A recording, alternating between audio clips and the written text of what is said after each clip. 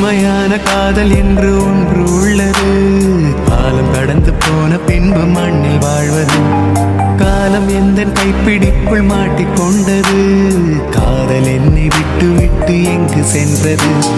கடவுள் வந்து பூமி மீது வாழும் போதிலும் காதல் தோல்வியாகும் போது சாக தோன்றிடும்.